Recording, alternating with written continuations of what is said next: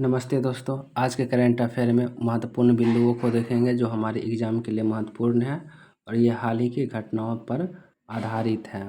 पहला क्वेश्चन है कि भारत ने वेनेजुएला की मदद करने हेतु कौन सा ऑपरेशन शुरुआत की है। ऑपरेशन ए नंबर में है operation epic fury, option B है ऑपरेशन अमिस्ताद, ऑप्शन सी है operation fire trail, option D है ऑपरेशन त्रासी। इसका राइट आंसर है ऑप्शन बी ऑपरेशन अमिस्ताद। यह भारत सरकार के द्वारा जो है वेनेजुएला की मदद के लिए शुरू की गई थी, क्योंकि बुधवार को वेनेजुएला में लगातार 2 भूकंप के झटके महसूस हुए, जिनमें 980 से जो होता है प्लस व्यक्ति जो है इनमें जो है मृत्यु हुई थी। तो इन्हीं की मदद के लिए और भयानक तबाही आई थी, तो इन्हीं की मदद के लिए भारत सरकार ने ऑपरेशन अमिस्ताद शुरू किया है। इसमें भारत सरकार ने मानवीय सहायता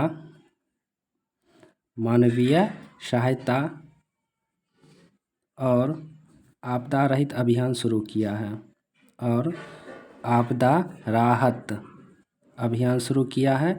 इस अभियान में भारत से 41 बचाव दल वेनेजुएला भेजे गए। अब अन्य जो होता है ऑपरेशन भी देख लेते हैं। जैसे है ऑपरेशन ए है एपिक फ्यूरी, यह अमेरिका के द्वारा चलाया गया था। ऑपरेशन एपिक फ्यूरी अमेरिका के द्वारा चलाया गया था। यह ईरान देश पर चलाया गया था। ईरान के जो परमाणु संयंत्र हैं उनको पूरी तरह से नष्ट करने के लिए ऑपरेशन एपिक फ्यूरी चलाया गया था। ऑपरेशन फायर ट्रेल, यह भारत में अवैध रूप से बिक रहे चीनी पटाखों पर प्रतिबंध लगाने के लिए जो है ऑपरेशन फायर ट्रेल शुरू किया गया था। वहीं ऑपरेशन त्रासी, यह आतंकवाद गतिविधि को जो है पूरी तरह ख़त्म करने के लिए शुरू किया गया था। यह जम्मू कश्मीर के किश्तवाड़ ज़िले में जो है यह चलाया गया था ऑपरेशन। चलिए अब अगला प्रमुख जो है हॉट ऑपरेशन देख लेते हैं। जैसे ऑपरेशन हिम सेतु जो है यह सिक्किम में जो हुए भूस्खलन और बर्फबारी में जो वहाँ के पर्यटक और स्थानीय नागरिक फंसे थे,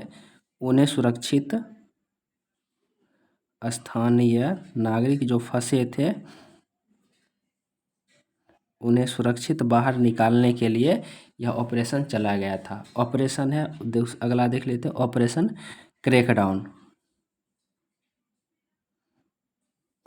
क्रैकडाउन जो है यह तेलंगाना पुलिस द्वारा साइबर अपराधियों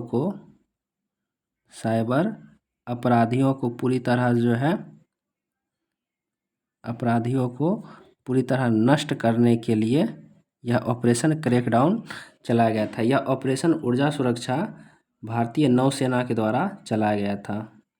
नौसेना के द्वारा यह ऑपरेशन ऊर्जा सुरक्षा चलाया गया था।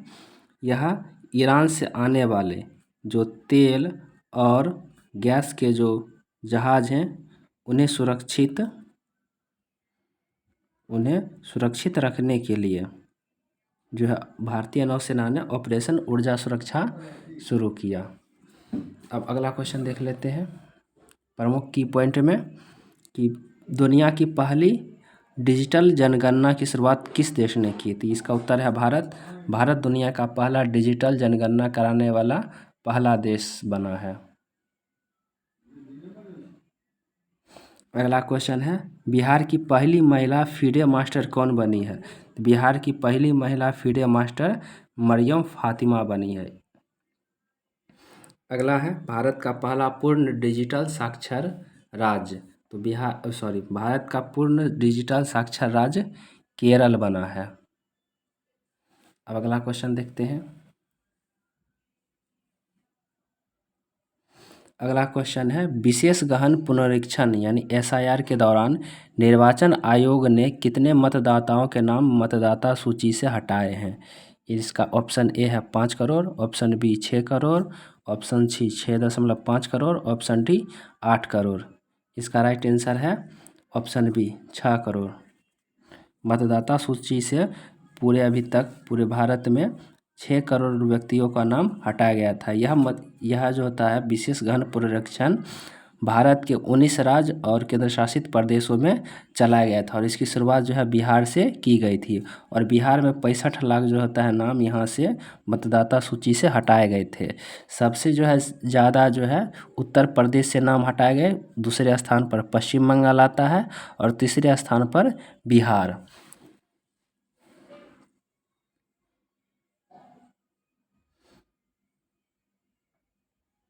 अगला क्वेश्चन देख लेते हैं। अगला प्रमुख की पॉइंट आता है, की पॉइंट में है कि वित्त वर्ष 2026-27 में वृद्धि दर कितने रहने का अनुमान बताया है? तो यह पहले 6.8 से 6.8 से 7.2 था, लेकिन वर्तमान में जो होता है इसे भी घटा करके 6.6 से 6.8 तक रहने का अनुमान लगाया गया है। अगला क्वेश्चन है कि भारत में सेवा क्षेत्र का हिस्सा जीडीपी में कितना है? तो भारत का जो सेवा क्षेत्र का हिस्सा है वह जीडीपी का टोटल 53.6% है और यह पूरे विश्व में अगर हम सेवा क्षेत्र का हिस्सा देखेंगे तो भारत पूरे विश्व में जो होता है 7वां स्थान रखता है सेवा क्षेत्र में। अगला क्वेश्चन है, वर्तमान में भारत में कितने आईआईटी, कितने आईआईएम और कितने एम्स हैं? तो इसके उत्तर हैं कि भारत में अभी तक टोटल 23 आईआईटी, 21 आईआईएम और 20 एम्स हैं।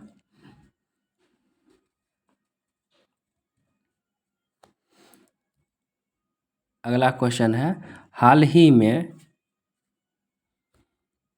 किसे ब्रिटेन भारत पुरस्कार से नवाजा गया?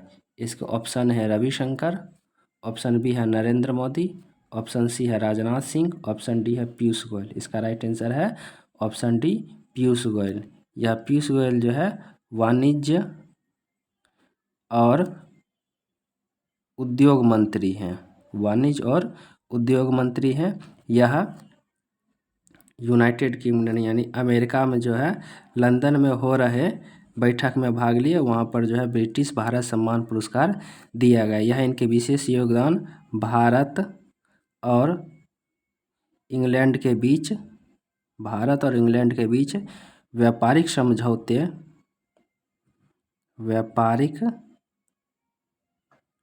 समझौता और इनके बढ़ावे के लिए यह सम्मान दिया गया।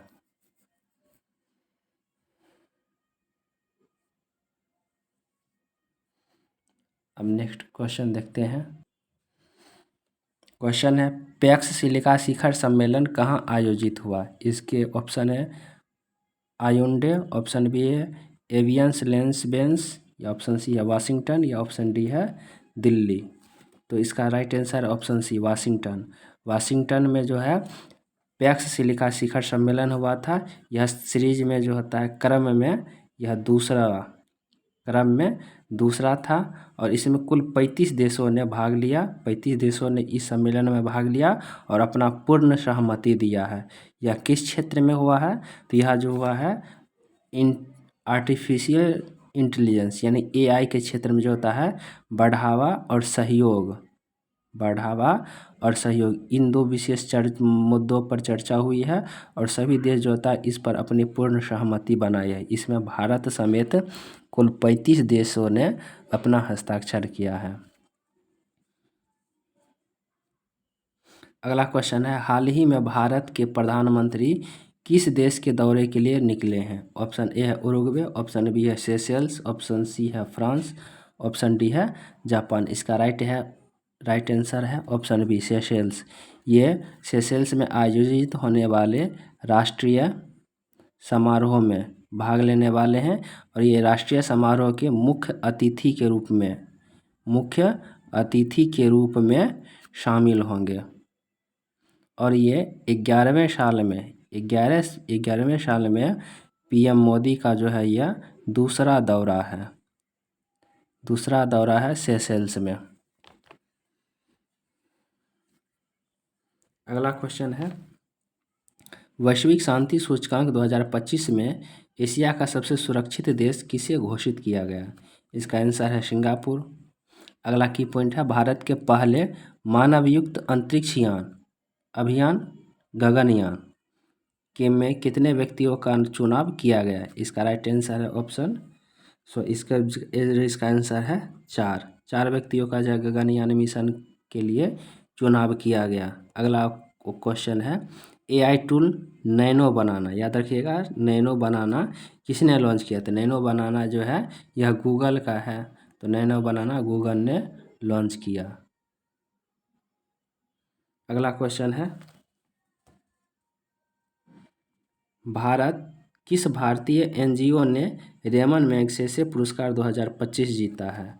तो यह एजुकेट गर्ल्स, यह जो है राजस्थान का एक एनजीओ है जिन्होंने रेमन मैगसेसे पुरस्कार 2025 प्राप्त किया है।